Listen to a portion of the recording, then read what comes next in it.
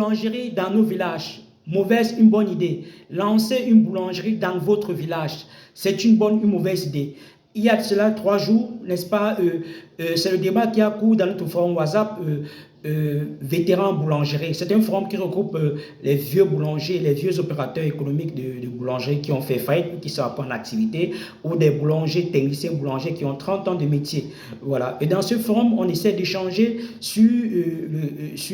par rapport à un débat qui a été lancé par moi. Faut-il investir dans nos villages? Faut-il créer des boulangeries dans nos villages? Alors, le constat est clair. Aujourd'hui, plusieurs villages au Cameroun et en Afrique d'ailleurs sont ravitaillés par des produits de boulangerie venant de la ville. Plusieurs boulangeries ont acheté des cars, ont acheté des moyens de transport et chaque matin, très tôt le matin à 4 heures, acheminent du pain pour ravitailler nos villages. La question, est-ce que ce même travail qui est fait dans les villes ne peut pas être fait dans nos villages? Voilà. Seulement, il y a beaucoup de personnes qui m'interpellent en disant, Monsieur Taillou, vous incitez les personnes vivant dans nos villages à consommer du blé. En passant, ce n'est pas moi qui incite les personnes à consommer du blé. Moi, tout ce que je veux, c'est créer des emplois dans des villages, créer des activités génératrices de revenus dans des villages, diminuer, réduire au maximum l'exode rural. Si vous voulez voir ceux qui incitent à consommer du blé, allez voir l'État, allez voir Célestin Tawamba, le président du GICAM, qui a l'une des plus grandes minoteries du pays. Donc, ce n'est pas moi. Voilà, donc, revenons par rapport au débat. Le débat est simple. Le débat est le suivant.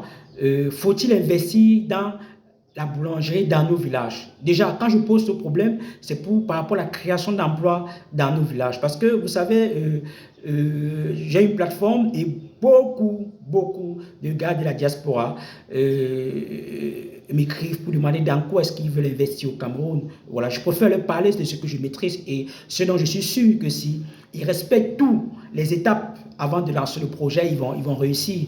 Oui, nous avons comme ça à peu près 5 business dans l'agroalimentaire et dans la micro-industrie où nous recommandons, n'est-ce pas, pas mal de personnes de se lancer et on leur donne les armes pour ne pas perdre leur capital. Voilà. Donc, revenons. Si vous décidez, par exemple, d'investir dans la boulangerie dans votre village, quel peut être l'avantage? Premier avantage, on va laisser que vous allez créer des emplois.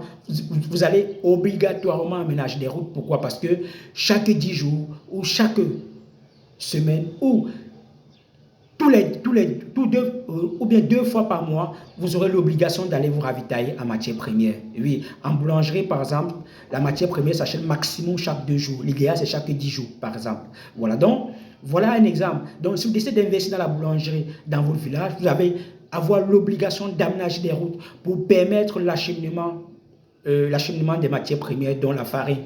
Vous voyez déjà que, à cause d'une boulangerie, de votre investissement, vous avez l'obligation d'aménager la route. Qu'il soit goudronné ou pas, vous avez l'obligation.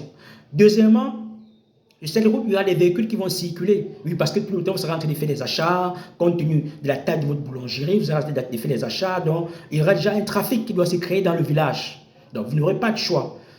Deuxième niveau de développement. Troisième niveau de développement, vous allez empêcher, n'est-ce pas, empêcher certaines personnes d'aller faire certains achats en ville. Oui.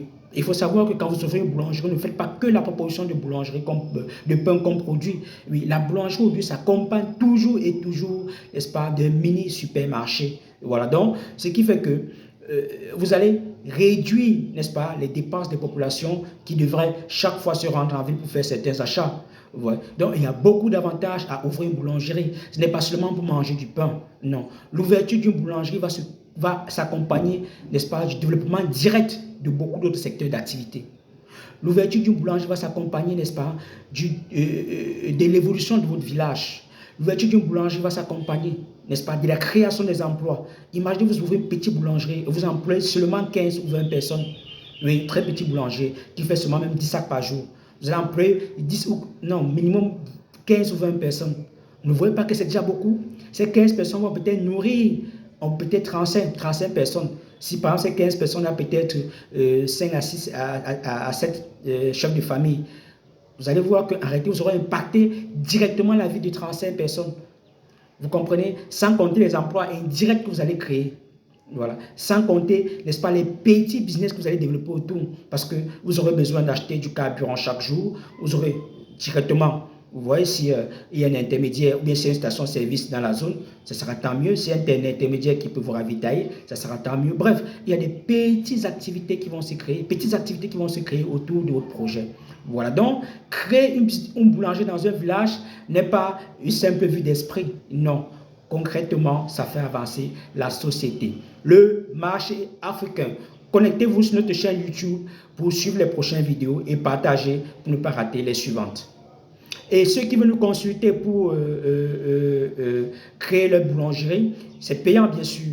Je vous laisse le numéro 237, plus 237 695 42 77 07. Je reprends, plus 237 695 42 77 07.